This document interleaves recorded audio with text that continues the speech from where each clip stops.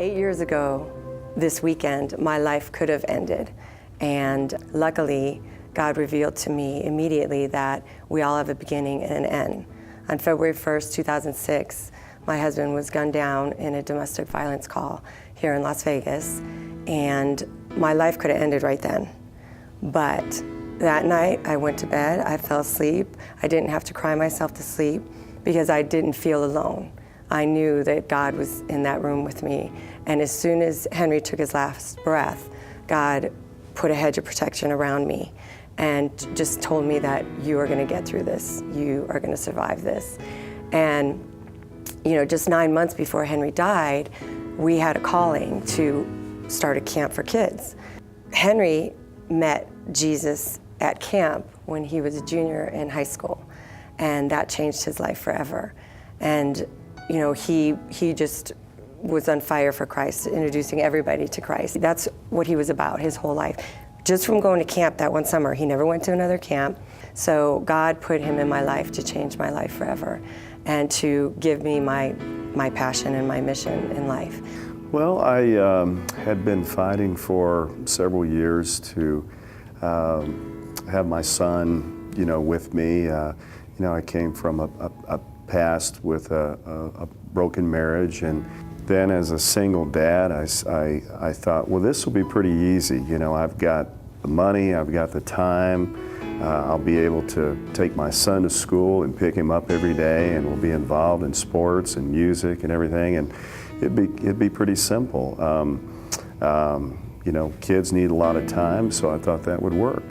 I found out it was a real challenge to keep my son on the right path. I, you know, had to deal with probably what a lot of parents are dealing with, where their kids get into trouble, they get into drugs and alcohol, they even find themselves in the juvenile service system, which is where I, you know, found me dealing with a lot of these things.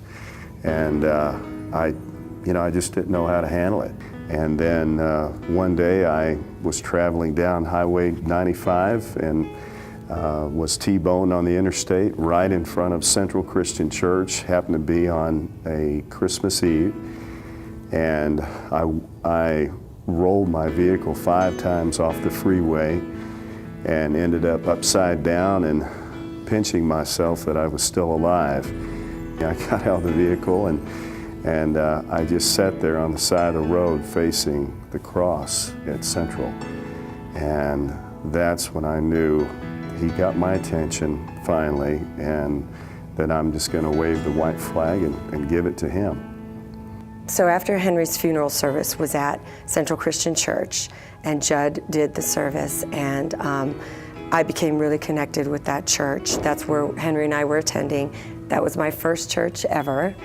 Shortly after Henry's service, Judd and another pastor had called me to meet with them, and they offered me a position on staff at Central.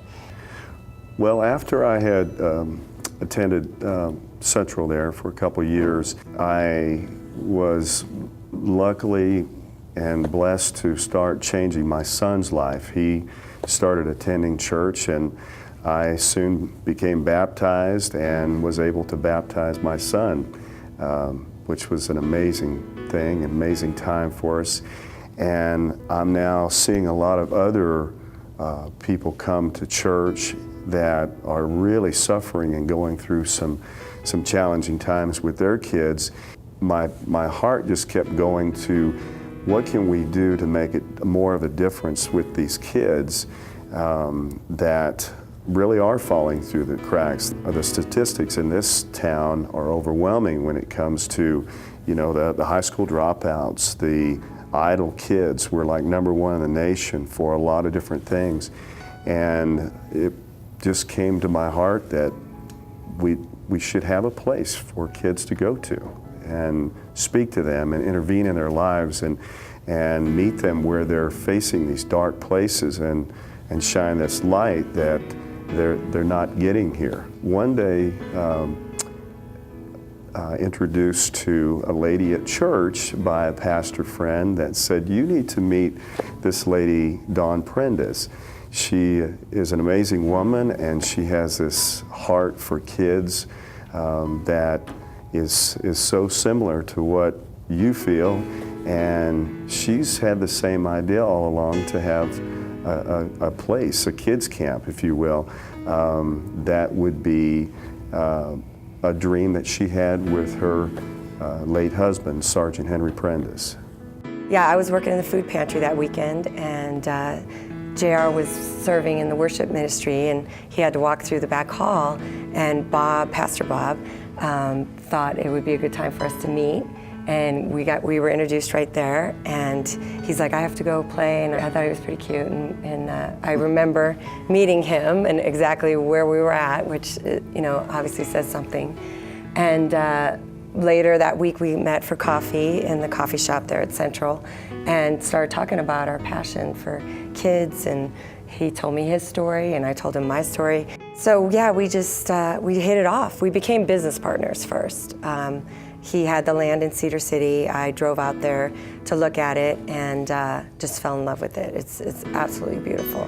The views are incredible, and I could just see kids from Vegas being there and seeing something they would never otherwise get to see, and that just is God.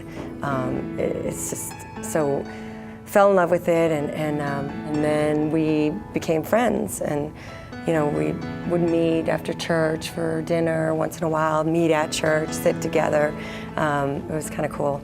And then I just fell in love with his heart. I fell in love with JR, and just he, for him to come in and have a passion for Henry's place, knowing that, it was my husband and everything that Henry meant to me, it took a really strong man to fill that role.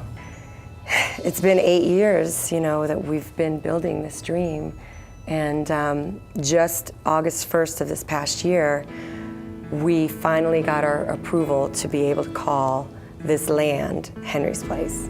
And we look forward to having our first small kids camp there this summer.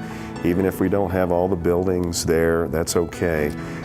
We'd kind of like the kids to be a part of the smallest footprints that we're going to start with at Henry's Place. Yeah, I mean, our dream and our vision is that we will be able to affect kids' lives the way Henry's life was affected at camp, and that it's not just to come and hang out and have fun, but it's to have a life-changing experience that will be with you forever.